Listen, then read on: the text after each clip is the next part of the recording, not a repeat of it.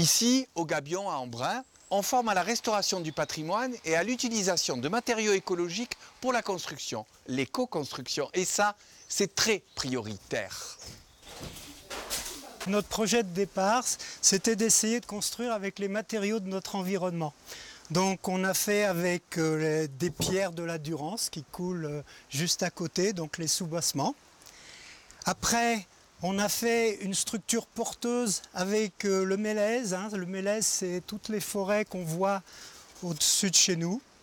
Et donc on est sur une structure porteuse en bois massif. On a énormément de poutres et de volume de mélèze dans ce bâtiment.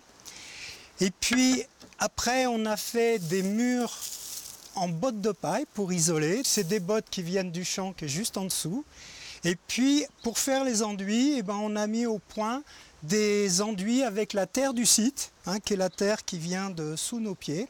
La terre a été consolidée avec un mélange de plâtre et de chaux aérienne, comme les briques fabriquées pour les cloisons intérieures.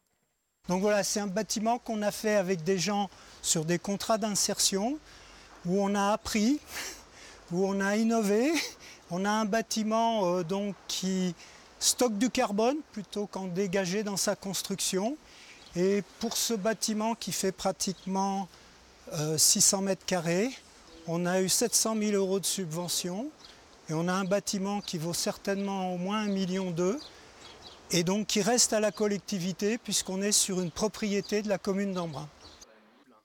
On essaie de trouver une qui croise bien derrière. Alors oui, le Gabion, en fait, il y a deux activités qui restent quand même vraiment séparées et distinctes. Dans un premier temps, on est un chantier d'insertion. Donc on a commencé l'activité il y a 25 ans. En parallèle de l'activité d'insertion, on est aussi devenu un centre de formation à part entière. Et depuis maintenant 18 ans, on dispense un diplôme qui s'appelle l'ouvrier professionnel en restauration du patrimoine. Et du coup, on est sur une formation qui dure 9 mois et qui est vraiment assez complète. Depuis maintenant 5 ans, on a développé un autre diplôme avec 2 autres centres de formation qui est l'ouvrier professionnel en éco-construction. Donc les deux formations en fait sont sur des niveaux qui sont niveau BEP, CAP, qui est le premier niveau en fait qui permet de s'inscrire comme artisan. Les chantiers d'insertion permettent d'expérimenter des techniques écologiques sur le patrimoine local, tandis que les anciens diplômés développent parfois sur place leur propre entreprise, au point de constituer un vrai réseau de compétences. L'idée, c'est qu'on arrive à avoir un prototype qui fonctionne, et de panneaux bois paille.